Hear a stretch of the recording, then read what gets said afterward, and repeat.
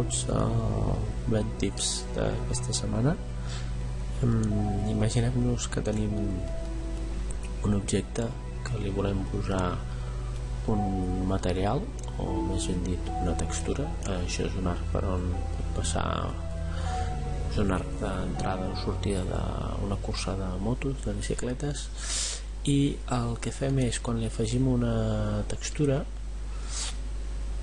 si nosaltres volem crear una procedural, per exemple aquest tipus que posa clouds o un altre, ens podem trobar alguna vegada que sense voler, si tenim activat l'efecte RAM, podria ser que estigués amb un color sòlid. És a dir, anem a buscar un efecte núvols, per exemple, o un efecte marbre, i aquest color procedural fa que no es vegi completament perquè és un color sòlid. Això passa moltes vegades perquè quan fas unes rampes, que de fet és un degradat, va d'un punt d'entrada a un punt de sortida, el punt d'entrada i el punt de sortida en aquest cas tenen la mateixa posició, i llavors tots dos colors, al no tenir diguéssim el degradat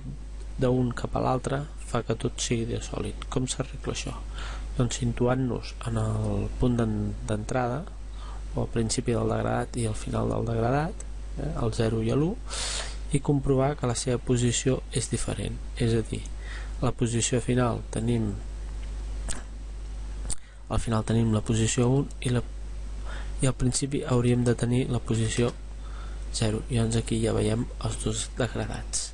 Per entendre's d'alguna manera, és que aquestes línies d'aquí que ho marquen, si ho veieu, a poc em vaig fixant i em va marcant precisament aquest degradat del tipus de procedural que estic fent. I això és tot.